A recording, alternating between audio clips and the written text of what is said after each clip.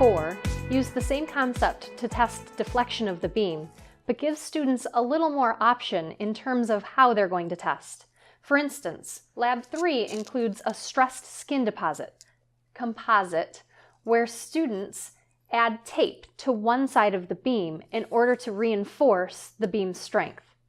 For Lab 4, students get a chance to freestyle a bit and see if they can create the strongest but lightest beam they can.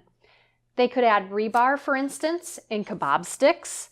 They could do more stressed skin composites, or there are several options depending on what you're willing to let them make the beam from. So in the stressed skin composite lab in Lab 3, we can vary the type of tape and the amount of tape, because the more tape that you put on here, the heavier your beam will be. And we can also bring in the cost factor of the tape to really make it a more true-to-life engineering exercise. And stress skin composites are what is used in aerospace design. The skin on the wings takes a lot of the stress.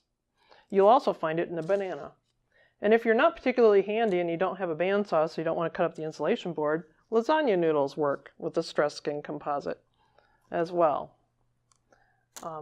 Some of our examples that we were playing with of beams that we fabricated are straight Portland cement. This is very brittle, so you're not going to do a good flexion test on this, but you can crash test it. And in this sample, we've stirred in expanded polystyrene beads to reduce the mass of the Portland cement. And that's actually used to reduce the mass of cement. This was an example where we tried to keep the same geometry of the folded cardstock from Lab 1, and then we inserted spray foam insulation. And that worked fairly well. With different types of spray foam insulation, you can get different densities. And we were able to measure an effect on the slope of the deflection load curve depending on the foam density. This was a fairly expensive one that we made out of Uricast resin. It's extremely stiff and fairly heavy. So even though it's a polymer, it's quite heavy. I'm into found materials for lab samples. I know you guys are scroungers. Paper towel roll, piece of duct tape, my spray foam insulation. I can make a round beam. Another trick that we found is these silicone ice cube trays. You can make concrete beams in this and also polymer or Uricast resin samples in this.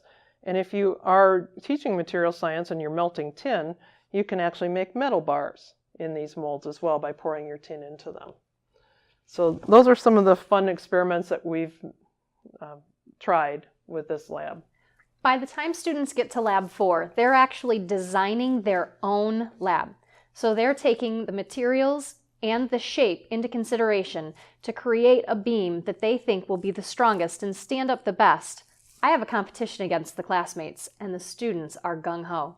This is a direct, absolute, concrete, get it, combination with the NGSS standards and students being able to design and critique their engineering practices.